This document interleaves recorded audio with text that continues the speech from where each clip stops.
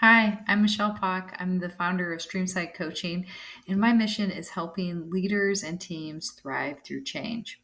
So, if you've recently experienced some kind of major organizational change, maybe you've gone through a restructuring, maybe your role has changed, maybe there's been a major change to your routine because of a new company policy. In any of those cases, there's probably a lot that you're thinking through right now, and you might be having trouble even deciding what to do first. If that's the case, I've got 5 strategies to share with you to help you build a roadmap for getting back on track. The first strategy is to choose a grounded perspective. So often, when we're dealing with a lot of change, it's easy to get overwhelmed by all of the things that could happen or might happen, or go immediately to the negative in the worst case scenario. If that sounds a little bit like how you're thinking, take a moment, breathe in, notice all of the things around you that have not changed at all, even with this change that you're experiencing. There's usually some solid ground that we can find ourselves on before we try to figure out how we need to move forward. The second strategy is to choose a purposeful presence. So, very often when we're experiencing a lot of change or uncertainty, it's easy to get caught up in our own thoughts and our own swirl about what's happening to us, what could happen to us. See what we talked about just a moment ago with the grounded perspective. When we choose a purposeful presence, we decide how we want to show up in spite of all of those things. So maybe we realize that it's not just us that's going through this change right now, that we have a team of people who might be looking up to us for support or guidance or direction. Or maybe we decide that we want to navigate through this in a powerful and positive way. That could be by taking some bold new action, or it might be just by taking some extra time to support others, even though we could use a little bit of support ourselves. So, if that sounds like you, choosing a purposeful presence can make it so much easier for us to navigate through something difficult because we have a reason for doing it well.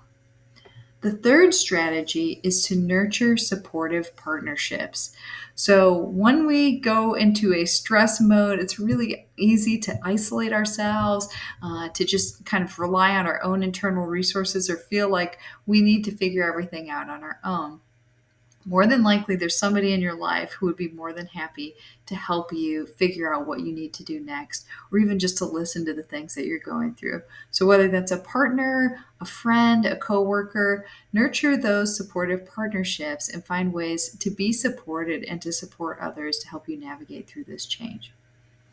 The fourth strategy is to look for beneficial possibilities.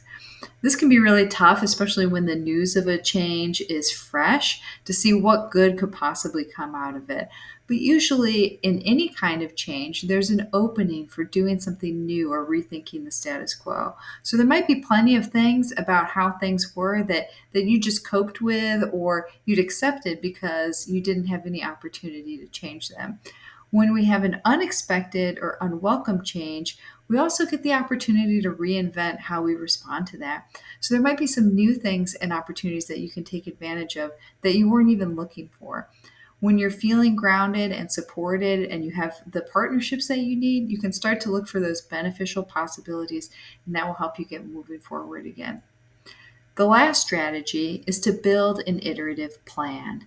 When you have a plan, that's great, but most plans don't survive very long, especially when we're in a tumultuous environment like one full of change. So, what we need instead of a rigid plan is a flexible plan that we continue to iterate on and adapt. So, if you're in a lot of chaos right now, that plan might not look like much of a plan. It could just be what are the next 3 things that I'm doing to get to the end of the day. That can be good enough. If we're just focused on the moment that we have right now and putting one foot in front of the other, we can go a pretty long way just doing that. So, your iterative plan, as you get a little bit more breathing room and more space, you can build that out to as far as you can see. Don't put a lot of pressure on yourself to build a plan that's longer than you have any certainty. With these 5 strategies, you'll be equipped to navigate through even really difficult changes. And if you're still feeling a little bit stuck or uncertain about how to move forward, I'd invite you to book a no cost strategy call with me. And we'll talk about whatever change you're navigating through and figure out what those few powerful actions are to help you start feeling settled, in control of where you're going, and ready to take on the next steps. Thanks.